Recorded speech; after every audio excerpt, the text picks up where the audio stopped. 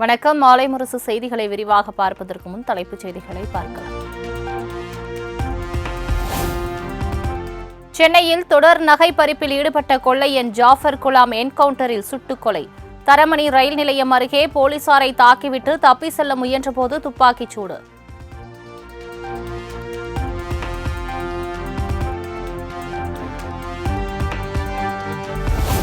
சென்னையில் நேற்று நடைபெற்ற நகை பறிப்பு சம்பவங்களில் மூளையாக செயல்பட்டவன் ஜாஃபர் குலாம். கொள்ளையன் ஜாஃபர் மீது 50க்கும் மேற்பட்ட கொள்ளை வழக்குகள் நிலுவையில் உள்ளதாக போலீசார் தகவல்.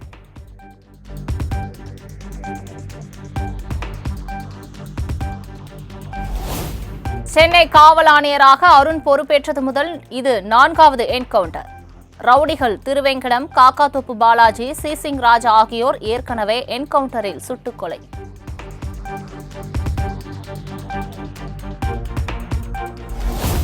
உள்துறை அமைச்சர் அமித்ஷாவுடன் அதிமுக பொதுச் செயலாளர் எடப்பாடி பழனிசாமி திடீர் சந்திப்பு. டெல்லியில் உள்ள அமித்ஷா இல்லத்தில் சுமார் 2 மணி நேரத்திற்கு மேலாக ஆலோசனை நடத்தியதாக தகவல்.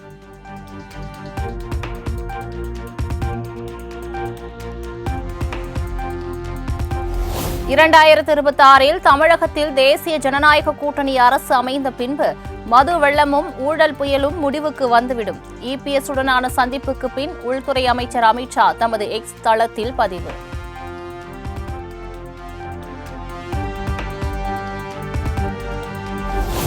உள்துறை அமைச்சர் அமித்ஷாவை எடப்பாடி பழனிசாமி சந்தித்தது குறித்து பதில் சொல்லும் இடத்தில் நான் இல்லை என அண்ணாமலை பேட்டி. சட்டம் ஒழுங்கு பிரச்சினை குறித்து பேசுவதற்காக கூட சந்தித்திருக்கலாம் என மழுப்பல்.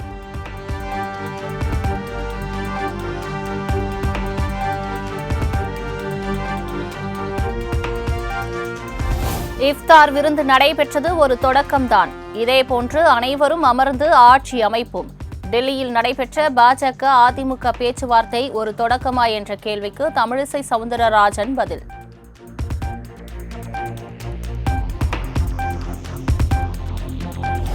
திமுகவை வீழ்த்த வேண்டும் என நினைத்தால் யார் வேண்டுமானாலும் தேசிய ஜனநாயக கூட்டணிக்கு வரலாம்.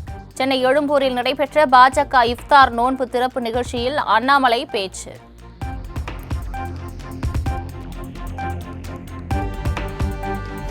இன்னும் எத்தனை முறை எம்பி தேர்தல் நடந்தாலும் பிரதமராக மோடியே வருவார்.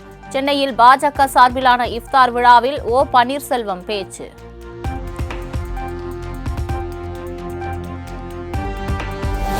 திரைப்பட இயக்குனர் பாரதி ராஜாவின் மகன் மனோஜ் காலமானார். இதய அறுவை சிகிச்சைக்கு பிறகு சென்னை சேத்துப்பட்டில் உள்ள வீட்டில் ஓய்வெடுத்து வந்த நிலையில் உயிர் பிரிந்தது.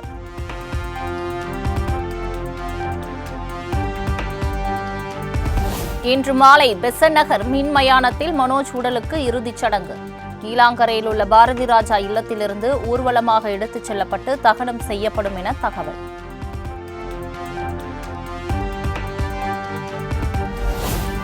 இயக்குனர் இமயம் பாரதி ராஜாவின் மகன் மனோஜ் மறைந்த செய்தி மிகுந்த வருத்தம் அளிப்பதாக முதலமைச்சர் மு.க.ஸ்டாலின் எக்ஸ் தள பதிவு. எடப்பாடி பழனிசாமி, வைகோ, அண்ணாமலை, ஜி.கே. வாசன், செல்வ பெருந்தகை உள்ளிட்ட அரசியல் கட்சி தலைவர்களும் இரங்கல்.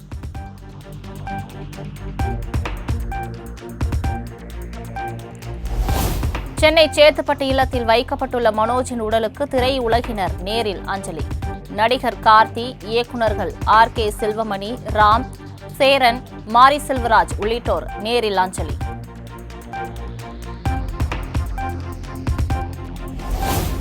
எனது ஆத்ம நண்பர் பாரதி ராஜாவின் புதல்வனும் நடிகருமான மனோஜ் மறைந்த செய்தி அறிந்து மிகுந்த அதிர்ச்சி அடைந்ததாக கமலஹாசன் வேதனை. மனோஜ் மறைவுக்கு பாக்யராஜ், பவன் கல்யாண், டி. ராஜேந்தர் உள்ளிட்டோரும் ஆழ்ந்த இரங்கல்.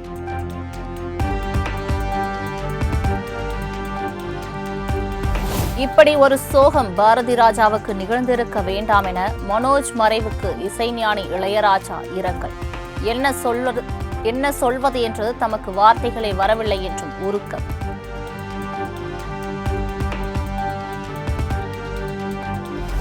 நிதி தரவில்லை என்பதற்காக இனமானத்தை அடமானம் வைத்து வெகுமானம் பெறும் கொத்தடிமைகள் அல்ல நாங்கள். நிதி தரமாட்டோம் என மிரட்டினாலும் பணம் வேண்டாம் என தாய்மொழி காப்போம் என முதலமைச்சர் மு.க.ஸ்டாலின் ஆவேசம்.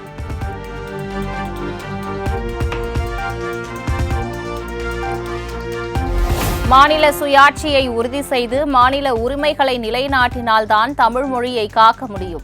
விரைவில் அதற்கான அறிவிப்பு வெளியாகும் என சட்டப்பேரவையில் முதலமைச்சர் மு.க.ஸ்டாலின் திட்டவட்டம்.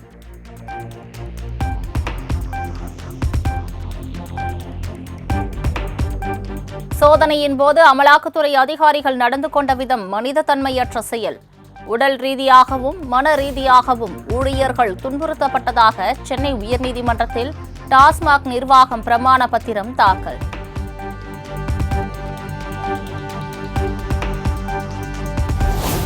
நூறு நாள் வேலை திட்டத்திற்கான 4034 கோடி ரூபாய் நிதியை உடனடியாக விடுவிக்க வேண்டும். மக்களவையில் திமுக எம்பி கனிமொழி வலியுறுத்தல்.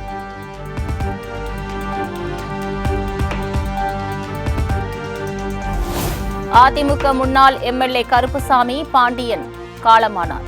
வயது மூப்பு காரணமாக இன்று அதிகாலை உயிர் பிரிந்தது.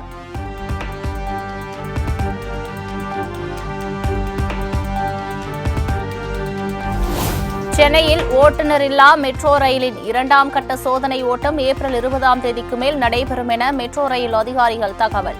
பூவிருந்தவல்லி முதல் போரூர் வரையிலான மெட்ரோ ரயில் சேவை டிசம்பர் மாதத்தில் பயன்பாட்டிற்கு வரும் எனவும் அறிவிப்பு.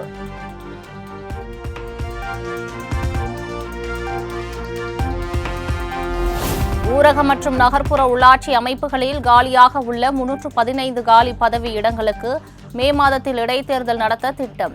தேர்தல் குறித்த முன்னேற்பாடு பணிகளை மேற்கொள்ள அதிகாரிகளுக்கு மாநில தேர்தல் ஆணையம் அறிவுறுத்தல்.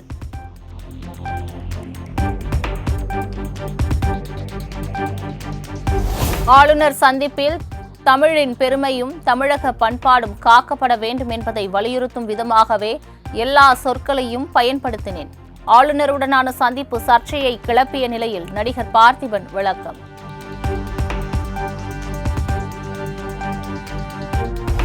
+2 பொதுத் தேர்வுகள் நிறைவடைந்த நிலையில் விடைத்தாள் மதிப்பீட்டு பணிகள் வரும் ஏப்ரல் 4ஆம் தேதி தொடங்கும் என தேர்வுகள் இயக்குநரகம் அறிவிப்பு. +1 தேர்வு தாள்கள் ஏப்ரல் 19ஆம் தேதி தொடங்கி 30ஆம் தேதி வரை நடைபெறும் எனவும் தகவல்.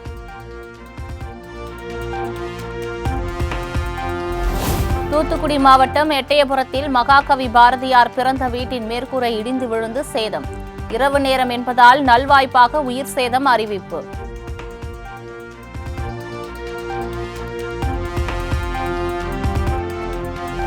கோவை பல்லடத்தில் பயணியை பேருந்தில் ஏற்ற மறுத்த அரசு பேருந்து நடத்துனர். பொதுமக்கள் வீடியோ எடுத்ததை கண்டதும் ஓடி வந்து மன்னிப்பு கேட்ட வீடியோ வைரல்.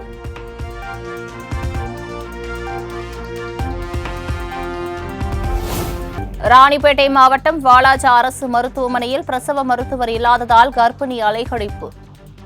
மாவட்ட நிர்வாகம் நடவடிக்கை எடுக்க உறவினர்கள் கோரிக்கை.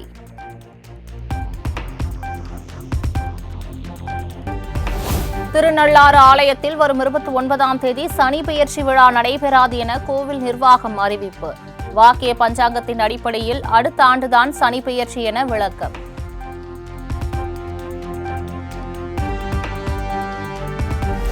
தங்க கடத்தல் விவகாரத்தில் நடிகை ரன்யா ராவ் ஜாமீன் கோரிய வழக்கு.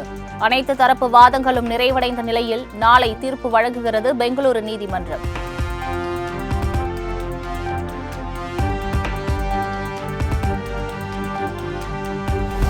சிறார் மீதான பாலியல் தாக்குதல் வழக்கில் அலகாபாத் உயர்நீதிமன்றம் பிறப்பித்த சர்ச்சைக்குரிய உத்தரவு.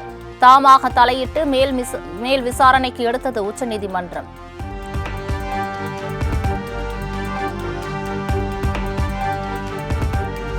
மகாராஷ்டிரா மாநிலம் அவுரங்காபாத்தில் 8 நக்சலைடுகள் கைது.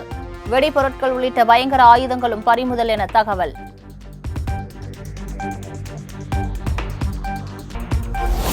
IPL தொடரின் லீக் ஆட்டத்தில் குஜராத் அணிக்கு எதிரான போட்டியில் பஞ்சாப் 11 ரன்கள் வித்தியாசத்தில் வெற்றி. குஜராத் டைட்டன்ஸ் அணியின் போராட்டம் வீணானது.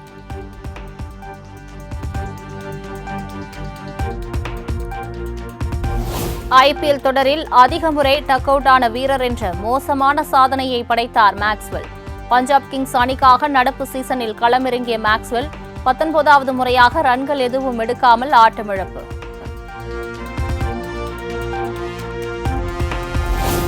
பிரீமியர் தொடர் லீக் போட்டியில் இன்று கொல்கத்தாவை எதிர்கொள்கிறது ராஜஸ்தான் ராயல்ஸ் அணி.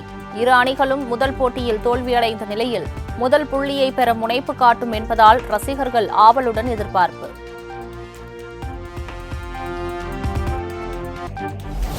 $9,000 ஊழியர்களை பணி நீக்கம் செய்ய பிரபல தொழில்நுட்ப நிறுவனமான IBM முடிவு. நிறுவன சீரமைப்பு நடவடிக்கையை மேற்கோள் காட்டி அமெரிக்காவில் ஊழியர்களை வெளியேற்ற நடவடிக்கை.